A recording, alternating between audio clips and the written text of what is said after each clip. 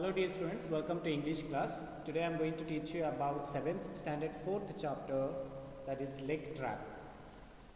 So here in this chapter it is written by Manorama Jaffa.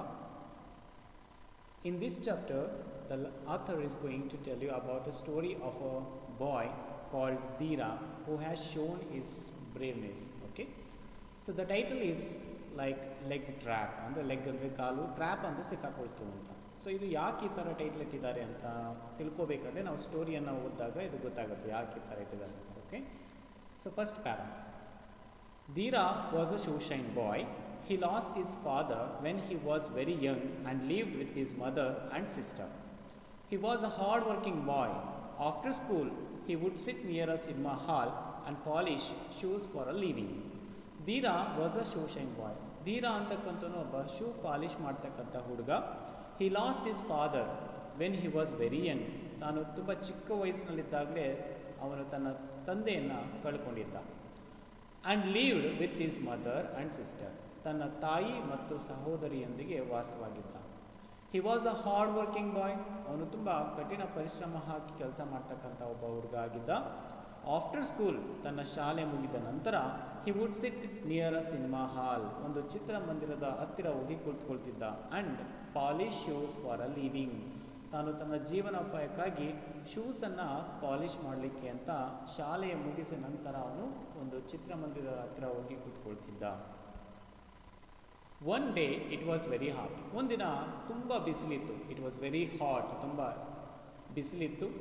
Dheera sat under a tree. ಹಾಗಾಗಿ ಅವನು ಒಂದು ಮರದ ಕೆಳಗಡೆ ಕೂತ್ಕೊಂಡಿದ್ದ. Counting his day's earnings. Counting ಅಂದರೆ ಎಣಿಸ್ತಾ ಇದ್ದ. ಈಸ್ ಡೇಸ್ ಅರ್ನಿಂಗ್, ಆ ದಿನದ ಒಂದು ಸಂಪಾದನೆ ಎಷ್ಟು ಮಾಡಿದ್ದೆ ಅಂತಕ್ಕಂಥದ್ದನ್ನು, ಹಣವನ್ನು ಕೈಯಲ್ಲಿಟ್ಕೊಂಡು ಎಣಿಸ್ತಾ ಇದ್ದ.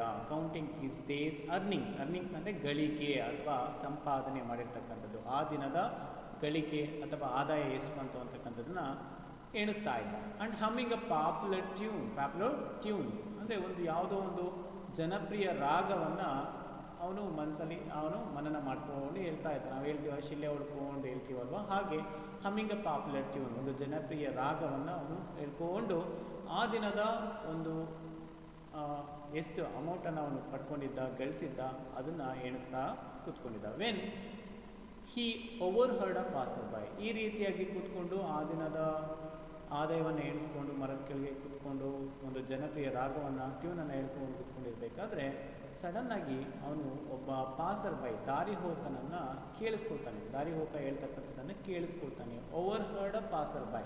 ಪಾಸರ್ ಬೈ ಅಂದರೆ ದಾರಿ ಹೋಕ ಹೇಳ್ತಕ್ಕಂಥದ್ದು ಕೇಳಿಸ್ಕೊಳ್ತಾನೆ. ಆ ದಾರಿ ಹೋಕ ಏನಂತ ಹೇಳ್ತಾನೆ, a thief has just robbed and escape from the jewellery shop. ಒಬ್ಬ ಕಳ್ಳ ಈಗಷ್ಟೇ ಆಭರಣದ ಅಂಗಡಿಯಿಂದ ಕಳ್ತನ ಮಾಡಿಕೊಂಡು ತಪ್ಪಿಸ್ಕೊಂಡಿದ್ದಾನೆ. ಥೀಫ್ ಹ್ಯಾಸ್ ಜಸ್ಟ್ ರಾಬ್ಡ್, ಕಳ್ತನ ಮಾಡಿಕೊಂಡು, ಎಸ್ಕೇಪ್ ತಪ್ಪಿಸ್ಕೊಂಡಿದ್ದಾನೆ, ಫ್ರಮ್ ಜ್ಯುವೆಲರಿ ಶಾಪ್, ಆಭರಣದ ಅಂಗಡಿಯಿಂದ ಕಳ್ತನ ಮಾಡಿಕೊಂಡು ಒಬ್ಬ ಕಳ್ಳ ತಪ್ಪಿಸ್ಕೊಂಡಿದ್ದಾನೆ ಅಂತಕ್ಕಂಥದ್ದು ದಾರಿ ಹೋಕ ಹೇಳ್ತಾನೆ. ಅದನ್ನು ಧೀರ ಕೇಳಿಸ್ಕೊಳ್ತಾನೆ. ಧೀರ stop discounting.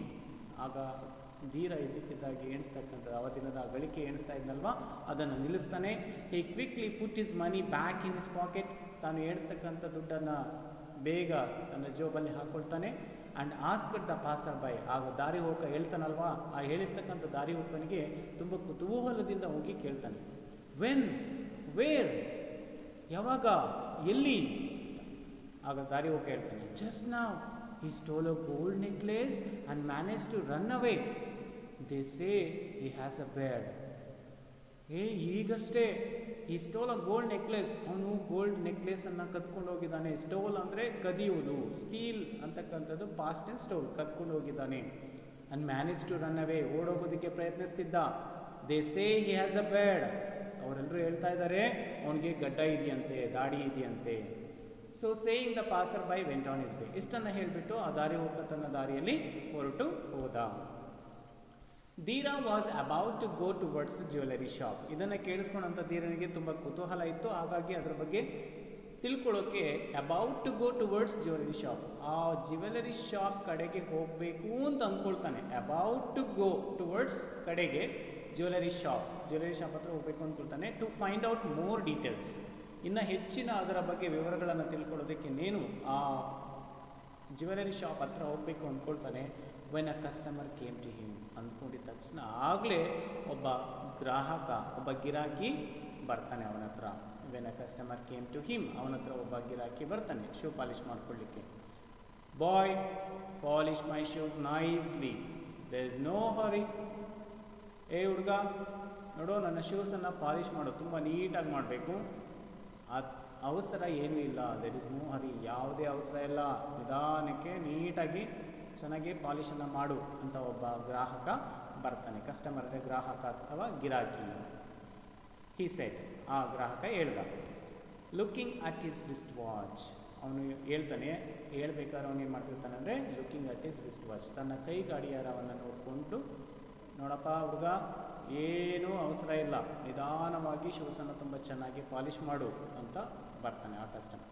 The customer was wearing a pink shirt, ಆ ಗ್ರಾಹಕ ಎಂಥ ಶರ್ಟನ್ನು ಹಾಕ್ಕೊಂಡಿದ್ದ ಅಂದರೆ ಪಿಂಕ್ ಶರ್ಟ್, ಪಿಂಕ್ ಕಲರ್ ಇರ್ತಕ್ಕಂಥ ಶರ್ಟನ್ನು ಧರಿಸಿದ್ದ. ಆ್ಯಂಡ್ ವಿಯರಿಂಗ್ ಅಂದರೆ ಧರಿಸಿರ್ತಕ್ಕಂಥದ್ದು. ಆ್ಯಂಡ್ ರೆಡ್ ಟೈ, ಒಂದು ಕೆಂಪು ಟೈಯನ್ನು ಹಾಕ್ಕೊಂಡಿದ್ದ. He looked like a rich man, ಅವನು ನೋಡೋದಕ್ಕೆ ಯಾವ ಥರ ಕಾಣ್ತಿದ್ದ ಅಂದರೆ ಒಬ್ಬ ಶ್ರೀಮಂತ ಮನುಷ್ಯನಂತ ಹಾಗೆ ಕಾಣ್ತಾ ಇದ್ದ. Dheera sat down immediately to polish his shoes, ಹಾಗಾಗಿ ಧೀರ ಒಬ್ಬ ಕಸ್ಟಮರ್ ಬಂದ ಅಂದ ತಕ್ಷಣ ಅವ್ರು ಹೇಳಿದ್ದನ್ನು ಕೆಲಸ ಮಾಡಬೇಕಲ್ವ, ಹಾಗಾಗಿ ಬೇಗನೆ ಅವನು ಅವನ ಶೂಸನ್ನು ಪಾಲಿಷ್ ಮಾಡಲಿಕ್ಕೆ ಅಂತ ಧೀರ ಕುತ್ಕೊಳ್ತಾನೆ. Though his mind was still on the theft, ಆದರೂ ಕುತ್ಕೊಂಡ್ರೂ ಸಮೇತ ಅವನ ಮನಸ್ಸೆಲ್ಲವೂ ಸಹ ಯಾವುದ್ರ ಬಗ್ಗೆ ಇದೆ, ಸ್ಟಿಲ್ ಆನ್ ದ ಥೆಫ್ಟ್, ಆ ಕಳ್ತನದ ಬಗ್ಗೆನೇ ಅವನು ಮನಸ್ಸು ಯೋಚನೆ ಮಾಡ್ತಾ ಇದೆ. The man first put is left foot on the stand, ಆ ಮನುಷ್ಯ ಅಂದರೆ ಆ ಗ್ರಾಹಕ ಮೊದಲು ತನ್ನ ಎಡಗಾಲಿನ ಶೂವನ್ನು ಏನು ಮಾಡ್ತಾನೆ, ಆ ಸ್ಟ್ಯಾಂಡ್ ಮೇಲ್ಗಡೆ ಇಡ್ತಾನೆ. ಲೆಫ್ಟ್ ಫೂಟ್ ಅಂದರೆ ಎಡಗಾಲನ್ನು ಆ ಸ್ಟ್ಯಾಂಡ್ ಮೇಲ್ಗಡೆ ಇಡ್ತಾನೆ. ವಿತ್ ಈಸ್ ಯೆಲ್ಲೋ ಕ್ಲಾತ್, ಧೀರ ತನ್ನ ಅರಿಶಿನ ಕಲರ್ ಬಟ್ಟೆ ಇರುತ್ತಲ್ವ, ಶೈನಿಂಗ್ ಕ್ಲಾತ್ ಅಂತ ಹೇಳ್ತೀವಿ, ಯೆಲ್ಲೋ ಕ್ಲಾತನ್ನು ತಗೊಂಡು Dheera dusted the shoe quickly, ಧೂಳನ್ನೆಲ್ಲ ಒರೆಸ್ತಾನೆ. ಫಸ್ಟ್ ಡಸ್ಟೆಡ್ ಅಂದರೆ ಧೂಳನ್ನು ತೆಗಿತಾನೆ. ಡಸ್ಟೆಡ್ ದ ಶೂ ಕ್ವಿಕ್ಲಿ, ಬೇಗನೆ ಆ ಧೂಳನ್ನು ತೆಗೆದ. Then he open the tin, ಆಗ ಒಂದು ಡಬ್ಬಿಯನ್ನು ಓಪನ್ ಮಾಡ್ತಾನೆ. ಟುಕ್ ಔಟ್ ಸಮ್ ಪಾಲಿಶ್, ಅದರಲ್ಲಿ ಡಬ್ಬಿಯಲ್ಲಿರ್ತಕ್ಕಂಥ ಪಾಲಿಶನ್ನು ಎತ್ಕೊಂಡ. And smeared it on the shoe ಮೇಲ್ಗಡೆ ಬಳಿತಾನೆ. ಆ ಡಬ್ಬಿಯಲ್ಲಿರ್ತಕ್ಕಂಥ ಪಾಲಿಶನ್ನು ತಗೊಂಡು ಆ ಶೂ ಮೇಲೆ ಬಳಿತಾನೆ. ಸ್ಮಿಯರ್ ಅಂದರೆ ಬಳಿತಕ್ಕಂಥದ್ದು, ಬಳ್ದ. With his brush on the shoe, with his brush, ಆ ಶೂ ಮೇಲ್ಗಡೆ ಏನು ಪಾಲಿಶನ್ನು ಬಳದ್ಬಿಟ್ಟು ತನ್ನ ಬ್ರಷನ್ನು ತಗೊಂಡು ಏನು ಮಾಡ್ತಾನೆ, ಸ್ಟಾರ್ಟೆಡ್ ಶೈನಿಂಗ್ ದ ಶೂ, ಆ ಬ್ರಷ್ ತಗೊಂಡು ಚೆನ್ನಾಗಿ ಶೈನಿಂಗ್ ಅಂದರೆ ಚೆನ್ನಾಗಿ ಉಜ್ಜಿದ್ರೆ ಅದು ಶೈನ್ ಹೊಳೆಯುತ್ತಲ್ವ, ಹಾಗಾಗಿ ಬ್ರಷ್ ತಗೊಂಡು ಉಜ್ಜೋದಕ್ಕೆ ಪ್ರಾರಂಭ ಮಾಡ್ದ. Started shining the shoe. Through the corner of his I Dheera saw to police man, ತನ್ನ ವಾರ್ಗಣ್ಣಿಂದ ಏನು ಮಾಡ್ತಾನೆ, ಇಬ್ಬರು ಪೊಲೀಸ್ ಮೆನ್ ಅಂದರೆ ಪೊಲೀಸರು ಅಲ್ಲಿ ಹತ್ರ ಬರ್ತಾ ಇರ್ತಕ್ಕಂಥದ್ದನ್ನು ನೋಡ್ತಾನೆ. ಅಪ್ರೋಚಿಂಗ್ ಅಂದರೆ ಅವರು ಹತ್ರ ಬರ್ತಾ ಇದ್ರು, ಅದನ್ನು ನೋಡ್ತಾನೆ Dheera. He was eager to ask them about the theft, ಅವನಿಗೆ ತುಂಬ ಕುತೂಹಲ ಜಾಸ್ತಿ, ಆಸಕ್ತಿ ಜಾಸ್ತಿ ಅದ್ರ ಬಗ್ಗೆ, ಆ ಕಳ್ತನ ಏನಾಯಿತು ಅನ್ನೋದ್ರ ಬಗ್ಗೆ ತಿಳ್ಕೊಳ್ಳೋದಕ್ಕೆ ಅವ್ರು ಕೇಳಬೇಕು ಅಂತ ಆಸೆ. But the customer seem to have lost his temper, ಆದರೆ ಈ ಗ್ರಾಹಕ ತನ್ನ ಸಹನೆಯನ್ನು ಕಳ್ಕೊಂಡು ಕೋಪಗೊಂಡಿರ್ತಾನೆ.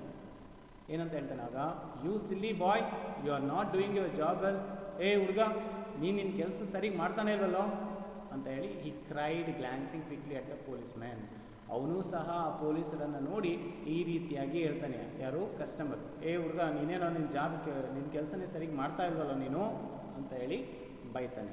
ಯಾಕೆ ಬೈತಾನೆ ಅಂದರೆ ಅವನು ಸಹ ಪೊಲೀಸ್ ಮೆನ್ ನೋಡಿರ್ತಾನೆ, ಅವನಿಗೆ ಕೇಳಬೇಕು ಅಂತ ಆಸೆ ಧೀರನಿಗೆ, ಆದರೆ ಕಸ್ಟಮರು ಸಹ ಪೊಲೀಸ್ ಮೆನ್ ನೋಡಿದ್ರಿಂದ ಅವನು ಬೇಗ ಧೀರನಿಗೆ ಏನು ಹೇಳ್ತಾನೆ, ಏ ಹುಡುಗ ನೀನು ಕರೆಕ್ಟಾಗಿ ಕೆಲಸ ಮಾಡ್ತಾ ಇಲ್ಲ ನೀನು ಅಂತ ಬೈತಾನೆ.